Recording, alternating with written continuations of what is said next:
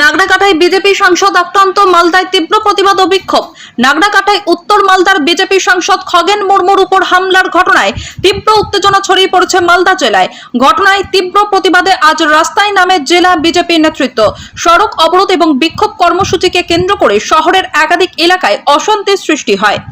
বিক্ষোভ কর্মসূচিতে অংশ নেন মালদা জেলা বিজেপির সভাপতি অজয় গাঙ্গুলি, দক্ষিণ মালদার সাধারণ সম্পাদক নীলাঞ্জন দাস, রাজ্য যুব মোর্চার সাধারণ সম্পাদক বিশ্বজিৎ রায় সহ অন্যান্য নেতা কর্মীরা।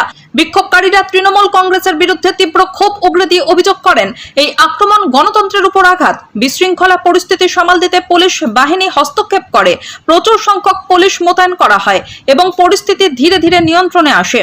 বিজেপি নেতৃত্বের দাবি, খগেন মুর্মুর উপর হামলা পরিকল্পিত এবং রাজনৈতিক উদ্দেশ্য প্রণোদিত।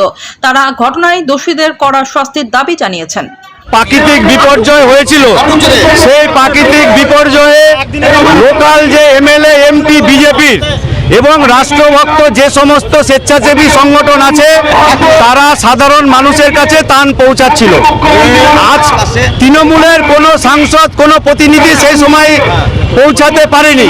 তার কারণ রাজ্যে মুখ্যমন্ত্রী কার্নিভালে যে নাচ গান করছিল, সমস্ত তৃণমূলের নেতারা সেই টিভির সামনে বসে তার নাচ গান দেখছিল। আজকে যখন রাজ্য বিজেপির সভাপতির নেতৃত্বে আর আমাদের যে প্রতিনিধি দল পৌঁছেছে সেটা মুখ্যমন্ত্রীর আগে, এইটা মুখ্যমন্ত্রী মেনে নিতে পারেননি এবং উত্তরবঙ্গের কোনো তৃণমূলের এমপি এমএলএ নেতারা মানতে পারেননি। সেই জন্য জেহাদিদের দিয়ে আমাদের এমএলএ এমপি এবং যারা বিজেপির কার্যকর্তা ছিল তাদের ওপর জঘন্য থেকে জঘন্যতম হামলা করেছে। তার কারণ মমতা ব্যানার্জি জানে যেখানে এরকম প্রাকৃতিক বিপর্যয় হবে সেখানে তৃণমূল ছাড়া কেউ ত্রাণ পৌঁছাতে পারবে না। কিন্তু সৌভাগ্যবশত ভারতীয় জনতা পার্টির লোকাল এমএলএ এমপিরা কালকেই পৌঁছে গেছে আর সাধারণ মানুষের কাছে। আজকে রাজ্য বিজেপির সভাপতির নেতৃত্বে প্রতিনিধি দল এবং মালদার উত্তর মালদার জনপ্রিয় সাংসদ পৌঁছে গেছেন। এইটা তৃণমূলের নেতা এবং মুখ্যমন্ত্রী মানতে পারেননি বলেই এই বর্বরচিত অত্যাচার এবং জিহাদিদের দিয়ে আক্রমণ করানো হয়েছে। আমরা গোটা রাজ্য জুড়ে তীব্র প্রতিবাদ করছি, রাস্তা অবরোধ করছি।